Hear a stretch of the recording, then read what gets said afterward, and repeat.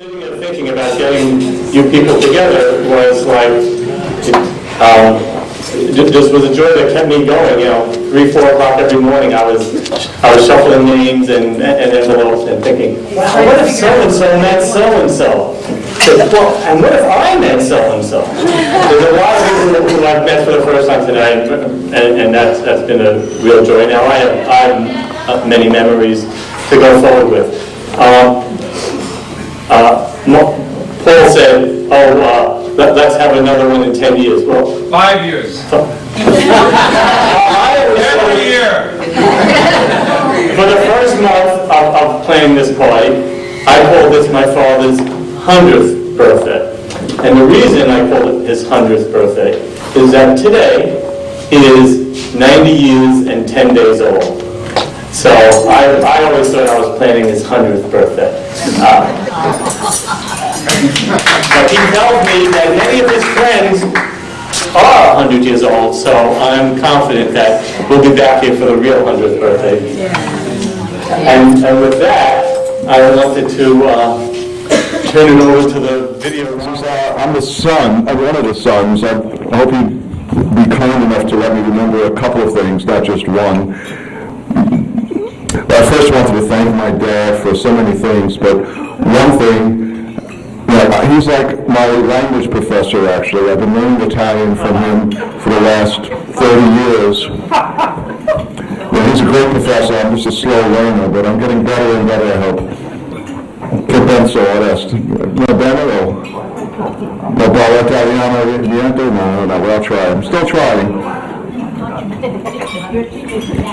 My grandfather, his father was just such an unbelievable man that we all were just, so wonderful. So my first thing I want to remember is every time we go over to his house, my grandfather was, of course, so everybody knows, as most people know, was one of the organizers of the Lady Garments Workers Union, one of the biggest unions in the country.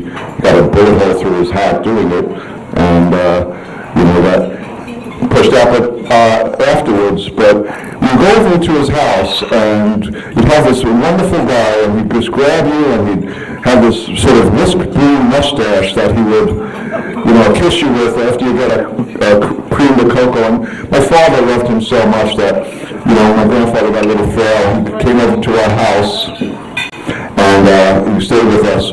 And he just stole my dog from me. It's like my dog just totally fell in love with him. And my grandfather would be on the porch all the time, and the dog that I loved just realized that Grandpa was a much better person, and he was just so wonderful, as everybody knows. And Oreste was so wonderful to do that, of course, for them.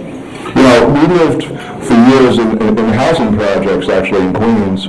So my father, was unbelievably hardworking. On the GI Bill and everything, his frugality and my mother's, unbelievable ability, they bought a house. And then that house became, as you guys all know, sort of a center where everybody would come. It was just, you'd have Uncle Gabe and Nick, the brothers whose wit, were unbelievable, never ceased to provoke. I don't want to learn anything anymore. I've learned enough. Because he knows suffering, my father. He really, did work a lot. He's such an unbelievable guy that, I would remember him. The next memory I wanted to say is he'd come home with a package, and I always hoped it was a toy, but it never was, of course. It was my mother. It was my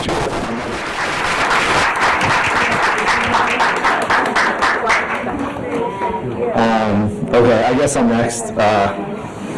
Tough act to follow. But I'm Ivan. Who are you and how are you related? I am the oldest grandson. And that means you're old. Yeah. I probably over the last 20 years have spent just about as much time alone with Oreste as anybody. Maybe